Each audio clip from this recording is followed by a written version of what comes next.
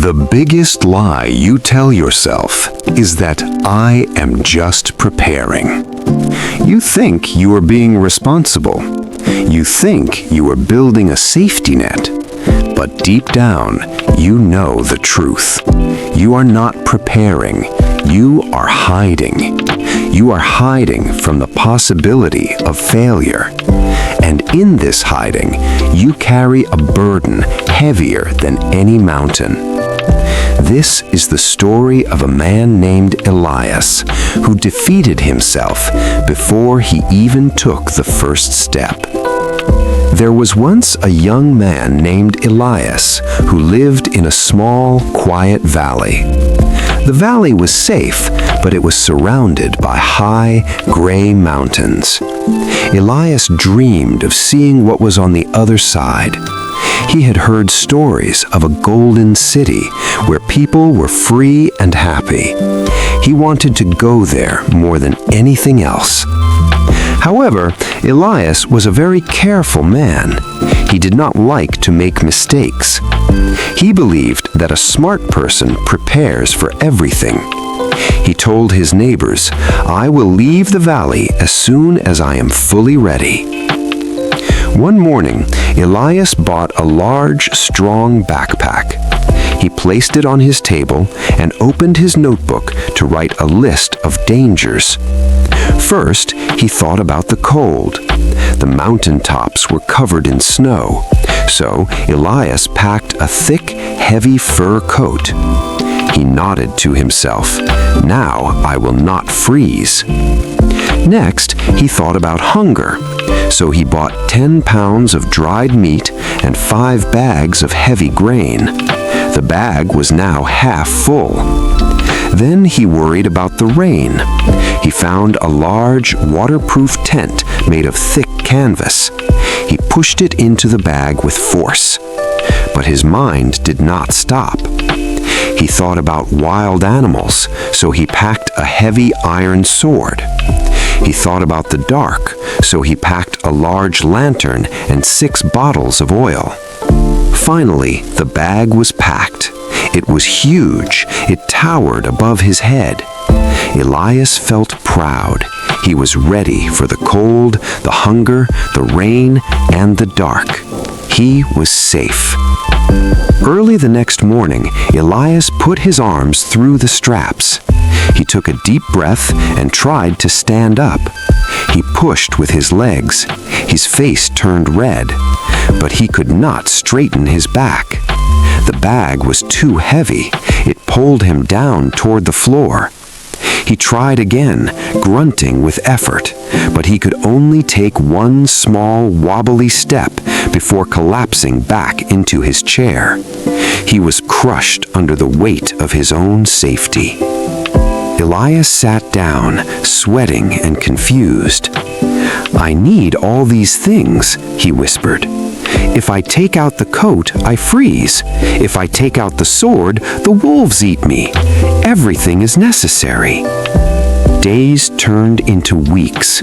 Elias stayed in his house, looking at the mountains through the window. He was ready to go, but he could not move.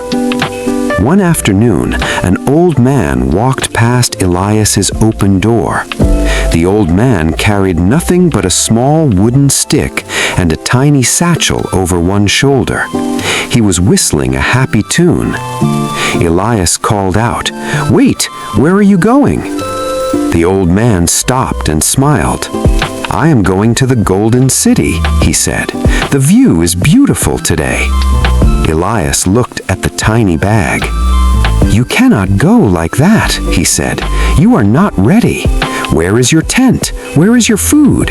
You will die before you reach the top." The old man laughed softly.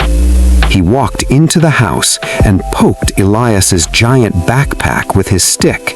It was as hard as a rock. "My friend," the old man said, "you have everything you need to survive, yet you are still in your house. You are safe from the wolves, but you are also safe from the Golden City. You have not moved an inch." Elias frowned. "But I am prepared for the what-ifs," he said. "What if it snows? What if I get lost?" The old man sat down. "Let us look at your burden," he said. He pointed to the heavy iron sword. "Why do you carry this?" "For the wolves," Elias said. "Have you seen any wolves today?" the old man asked. "No," Elias admitted. "So today you are carrying 5 pounds of iron for a wolf that is not here," the old man said. "You are spending your energy fighting an enemy that does not exist yet. Leave it." Elias hesitated, but he took out the sword. The bag was a little lighter. Then the old man pointed to the heavy tent. "Is it raining now?" he asked. "No," Elias said. "So you are carrying a house on your back because of a cloud that might appear next week. The storm is only in your mind, but the weight of the tent is real. Leave it." Slowly, Elias pulled out the tent.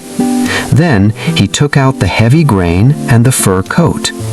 Soon the bag held only a bottle of water, a loaf of bread, and a thin blanket. Elias felt panic. "But now I am unprotected," he cried. "What if something happens?" The old man placed a hand on Elias's shoulder. "Elias," he said gently, "you are confusing preparation with prediction. You cannot know the future. You only know what is happening right now. You were carrying the weight of 1,000 possible futures. No man is strong enough to carry that. You only have strength enough for today. If it rains, you will find a cave. If it gets cold, you will build a fire. You will handle the problem when it becomes real, but do not carry the problem while it is only a thought." Elias put the light bag on his back. He felt strange, but for the first time, he felt light. He stepped out the door. He took one step, then another. He did not collapse. He was moving.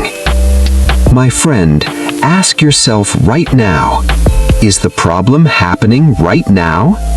If the answer is no, put that worry down. Do not carry it. Make your backpack light. You don't need strength for the whole journey right now.